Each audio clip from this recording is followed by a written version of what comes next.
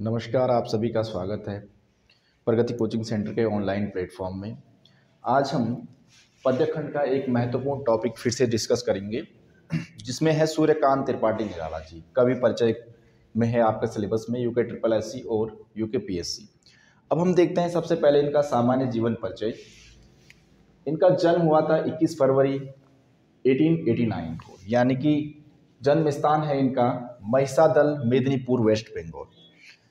और हम बात करेंगे इनका संबंध किन किन विधाओं से रहा है। तो कई बार क्वेश्चन पूछा जाता है कि इनका संबंध किस विधा से रहा है या किस विधा से इनका संबंध रहा है।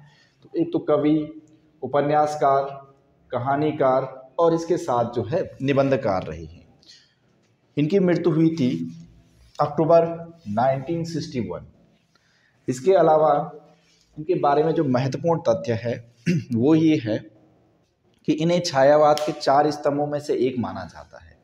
छायावाद के 4 स्तंभ हैं जयशंकर प्रसाद, निराला जी, पंत जी और महादेवी वर्मा, जिनमें से सूर्यकांत त्रिपाठी जी का नाम, निराला जी का नाम भी एक प्रमुख आता है।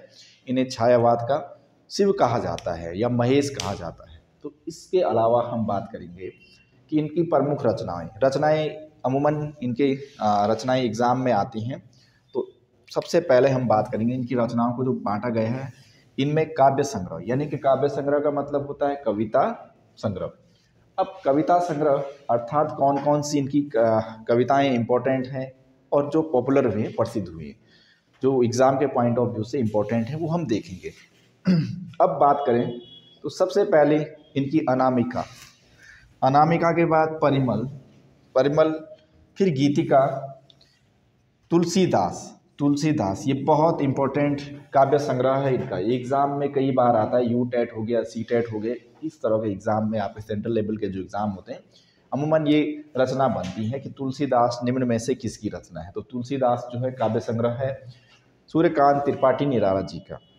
अगर हम बात करेंगे इसके अलावा कुकुरमुत्ता भी एक इनका प्रमुख काव्य संग्रह रहा है। कुकुरमुत्ता का मतलब होता है बेसिकली एक फंगस होती है, उसके बारे कवक होती है, तो जो खाने योग्य होती है उसके बारे में कहा गया है कुकुरमुत्ता क्या होती है, फंगस होती है, तो उसका वर्णन किया गया है।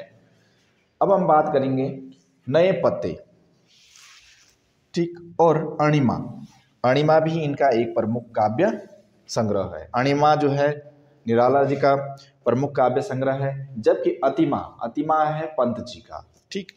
अर्चना, आराधना और गीत कुंज ये इनके प्रमुख काव्य संग्रह हैं। इसके अलावा जूही की कली बहुत इंपॉर्टेंट इनका जो है काव्य संग्रह है।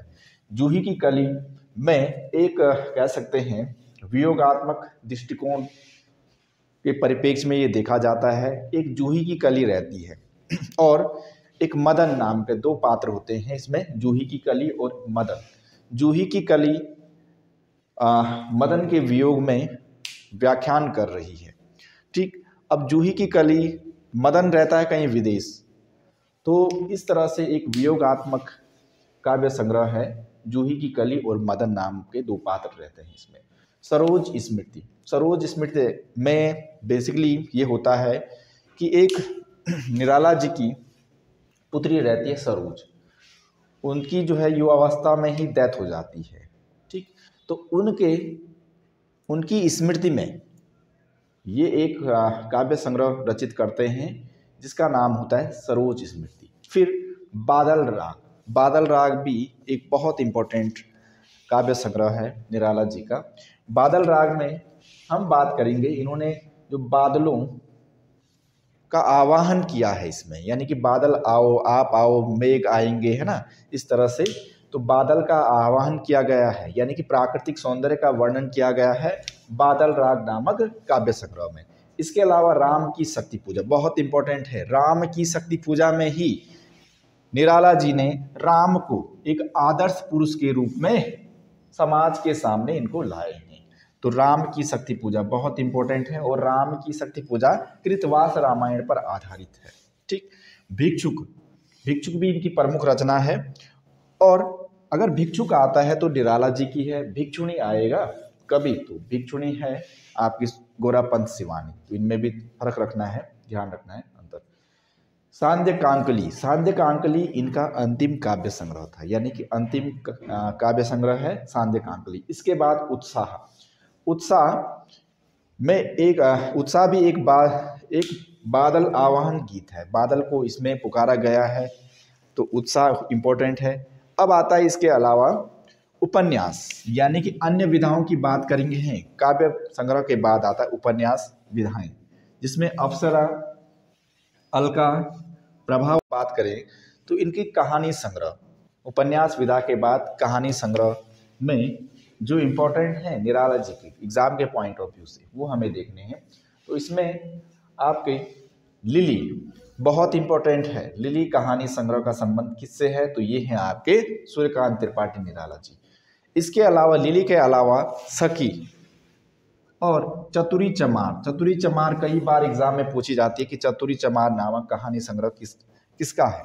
ठीक, तो ये है आपके निराला जी। प्रभावती, चोटी की पकड़ बहुत इंपॉर्टेंट, और काले कारनामे, ये इंपॉर्टेंट कहानी संग्रह है इनके। अब हम लास्ट बात करते हैं इसके अलावा पत्र पत्रिकाएं, यानी किन किन पत्र पत्रिकाओं का इनके द्वारा निराला जी के द्वारा संपादन किया गया। तो पत्र पत्रिकाएं बेसिकली हम देखेंगे 3 पत्र पत्रिकाएं हैं, सुधा, समन्वय और मतवाला। यहाँ पे सुधा, समन्वय और मतवाला, यानी कि 3 पत्र पत्रिकाओं का संबंध रहा है या संपादन का कार्य किया है निराला जी ने। सुधा, समन्वय और मतवाला, ये एग्जाम के पर्पज से बहुत इंपॉर्टेंट है। तो आप जो है स्क्रीनशॉट ले सकते हैं, वीडियो को पॉज कीजिएगा, स्क्रीनशॉट लीजिएगा इनकी प्रमुख रचनाओं को और इनके सामान्य जीवन परिचय को। ठीक है, अब हम बात करेंगे, जैसे ये हम अमूमन हर वीडियो में बात करते हैं, कुछ महत्वपूर्ण तथ्यों की। कुछ महत्वपूर्ण तथ्यों में हम बात करेंगे कि जो जूही की कली, जिसमें मैंने कहा था कि जूही की कली जो इनकी रचना है, ये पहला काव्य संग्रह माना जाता है, यानी कि प्रथम कविता संग्रह, यानी काव्य संग्रह का मतलब कविता संग्रह। तो जूही की कली पहला इनका काव्य संग्रह है। निराला जी को विद्रोह का कवि भी कहा जाता है। कई बार क्वेश्चन आता है कि निम्न में से हिंदी साहित्य में किस कवि को विद्रोह का कवि कहा जाता है, तो निराला जी को ही विद्रोह का कवि कहा जाता है। इंपॉर्टेंट पॉइंट है। विद्रोह का कवि क्यों, अर्थात विद्रोह का मतलब होता है कि इनकी रचनाओं में ऐसा वर्णन मिलता है पक्षपात को लेकर। जहाँ पर पक्षपात होता है वहाँ पर इन्होंने अपने पक्षपात के विरुद्ध अपनी जो है आवाज़ें उठाई, तो इसलिए इनको विद्रोह का कवि भी कहा जाता है। अब सेकंड पॉइंट, नेक्स्ट पॉइंट है इंपॉर्टेंट जो पॉइंट है, इनके बचपन का नाम सूर्य कुमार। सीटेट, यूटेट इन एग्जामों में पूछा जाता है। ठीक, अब भारत सरकार के द्वारा इनके सम्मान में 1976 यानी कि 1976 में एक डाक टिकट इन पर जारी किया गया। तो 1976 में इनके नाम पर एक डाक टिकट जारी किया गया। और एक महत्वपूर्ण फैक्ट ये भी है कि राम की शक्ति पूजा, राम की शक्ति पूजा काव्य संग्रह पर सबसे ज़्यादा प्रभाव किस रामायण का पड़ा, तो कृतवास रामायण का प्रभाव सबसे ज़्यादा पड़ा है राम की शक्ति पूजा, जो इनका काव्य संग्रह है। राम को इन्होंने एक आदर्श पुरुष के रूप में समाज के सामने प्रस्तुत किया। ये बहुत इंपॉर्टेंट है, राम की शक्ति पूजा। अब बात करते हैं जो लास्ट इसमें एक फैक्ट है, बादल राग कविता का संबंध प्रकृति के सौंदर्य से है, यानी कि प्राकृतिक गुणों को बोला गया है, बादल का आवाहन किया गया है। ठीक, तो प्राकृतिक सौंदर्य से या प्रकृति के सौंदर्य से संबंधित है बादल राग कविता। एक और फैक्ट है कि निराला जी को महाप्राण की संज्ञा भी दी गई, यानी कि महाप्राण के नाम से भी जाना जाता है। तो ये तो निराला जी, इनसे अमूमन एग्जाम में बहुत सारी इनकी रचनाएं आती हैं। ये हमें यूके SSSC और यूके PSC के हिंदी के सिलेबस का एक पार्ट है, दिया गया है पद्य खंड में। इसके अलावा हम ये बात करेंगे कि निराला जी एक मुक्त छंद, कहा जाता है कि हिंदी में मुक्त छंद को जो सामने लाए, मुक्त छंद का कवि इनको माना जाता है। मुक्त छंद का मतलब है कि अपनी कविताओं को, अपनी रचनाओं को खुलापन रखना, यानी कि उनकी अभिव्यक्ति को पूर्ण रूप से खुलेपन में रखना, तो ये मुक्त छंद कहा जाता है इसको।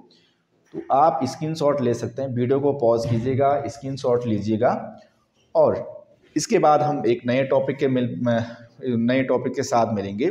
तब तक के लिए आप सभी लोगों का बहुत बहुत धन्यवाद।